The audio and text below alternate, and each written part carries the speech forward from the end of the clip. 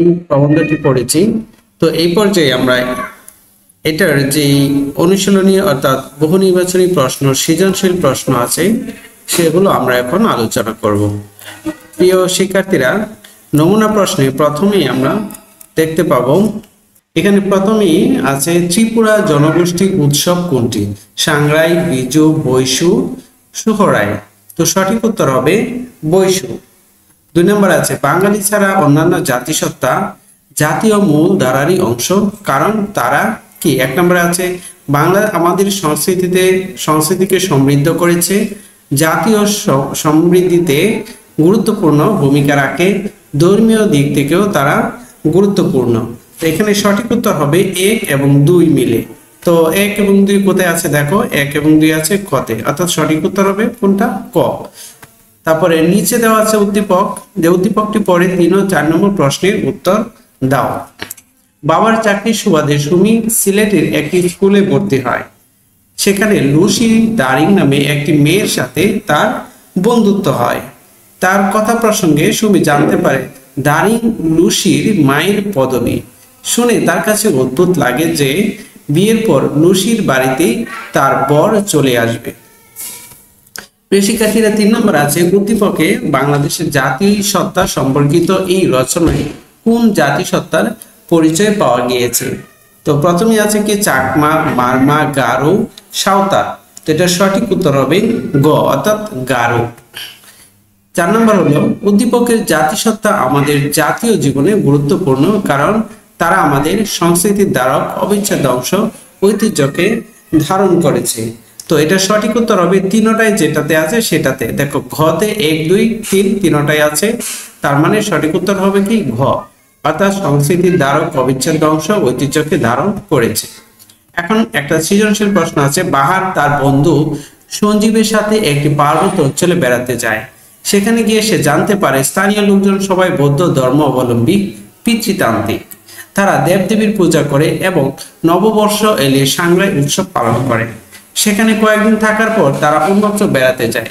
সেখানকার সমাজের প্রধান হলেন রাজা, গ্রামের প্রধান হলেন কারবারি। সেখানে পুরুষরা ধুতি ও মহিলারা পিনান পরিধান করে থাকেন। পুরুষেরা নিজেদের তৈরি শিলুম পরে, মেয়েরা খাদিকে ওড়না হিসাবে ব্যবহার করে।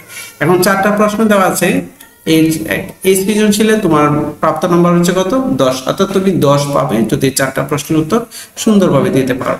প্রথম প্রশ্ন হচ্ছে চাকমারা পয়লা বৈশাখকে কি বলে আখ্যায়িত করে? পঞ্চায়েতের ভূমিকা খুবই গুরুত্বপূর্ণ কেন? উদ্দীপকের প্রথম স্থানটি এই রচনার কোন জাতিসত্তাকে নির্দেশ করে ব্যাখ্যা করো। দেখো ক এবং খ এই 2টা প্রশ্নের উত্তর দিতে হবে তুমি আর বই থেকে, আর খ এবং ঘ এই পরের 2টা প্রশ্নের উত্তর দিতে হবে তোমার বই এবং উদ্দীপক, এই 2টা মিলিয়ে প্রশ্নের উত্তরটি করতে হবে। তাহলে চলো এই প্রশ্নের উত্তরগুলো আমরা করে নিই। তো প্রথম প্রশ্ন হচ্ছে চাকমারা পয়লা বৈশাখকে কি বলে আখ্যায়িত করে? এটা উত্তর লিখবো আমরা, চাকমারা পয়লা বৈশাখকে গরজা পর্জা বলে আখ্যায়িত করে। পরের প্রশ্ন হলো যে পঞ্চায়েতের ভূমিকা খুবই গুরুত্বপূর্ণ কেন? এটার উত্তর লিখবো আমরা, মণিপুরী সমাজের স্থিতিশীলতা বজায় রাখতে পঞ্চায়েতের ভূমিকা খুবই গুরুত্বপূর্ণ। বাংলাদেশের জাতিগোষ্ঠীর মধ্যে মণিপুরী সম্প্রদায় একটি গুরুত্বপূর্ণ সম্প্রদায়। তারা যেখানে বসবাস করে সেখানে কয়েকটি পরিবার মিলে একটি পাড়া গড়ে তোলে। প্রতিটি পাড়ায় একটি দেবমন্দির ও মণ্ডপ থাকে এবং সেগুলোর আশপাশে পাড়ার সকল কার্যকলাপ চলে। মণিপুরী সমাজে পাড়া ও পঞ্চায়েতের আইন শৃঙ্খলা রক্ষার জন্য গুরুত্বপূর্ণ ভূমিকা পালন করে। ওকে, এবার ঘ নাম্বার প্রশ্ন হচ্ছে উদ্দীপকের প্রথম স্থানটি এই রচনার কোন জাতিসত্তাকে নির্দেশ করে? দেখো এটার উত্তর আমরা লিখব, উদ্দীপকের প্রথম স্থানটি বহু জাতিসত্তার দেশ বাংলাদেশ রচনার মারমা জাতিসত্তাকে নির্দেশ করে। আমাদের এই বাংলাদেশে বাঙালি ছাড়াও আরো অনেক জাতিগোষ্ঠীর মানুষ বসবাস করে।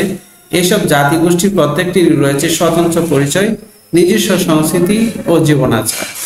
উদ্দীপকে যে জাতিগোষ্ঠীর কথা বলা হয়েছে তা বহু জাতিসত্তার দেশ বাংলাদেশ রচনায় উল্লিখিত মারমা সম্প্রদায়কে বোঝায়, কারণ সেখানে বসবাসকারী মানুষেরা সবাই বৌদ্ধ ধর্মাবলম্বী এবং পিতৃতান্ত্রিক সমাজ ব্যবস্থায় চলে।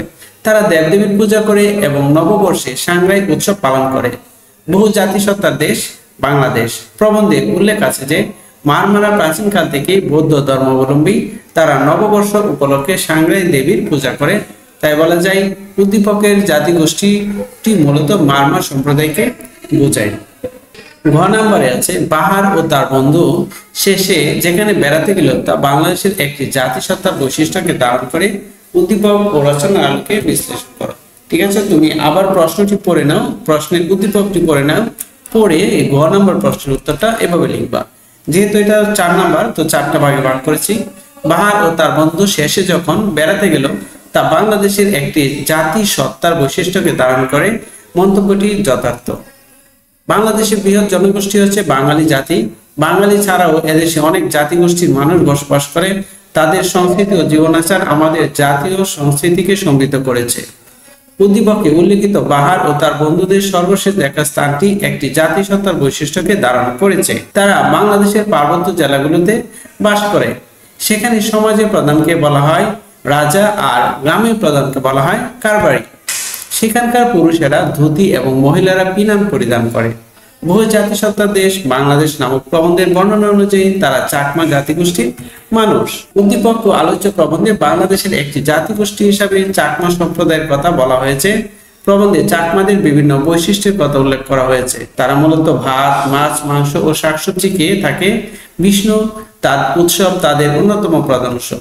প্রিয় শিক্ষার্থীরা, আমরা এই উদ্দীপকটি পড়েছি। তো আজকের মতো এই পর্যন্তই। পরবর্তী ক্লাসগুলো পেতে চ্যানেলটি সাবস্ক্রাইব করো। আর সবাই ভালো থেকো। আল্লাহ হাফেজ।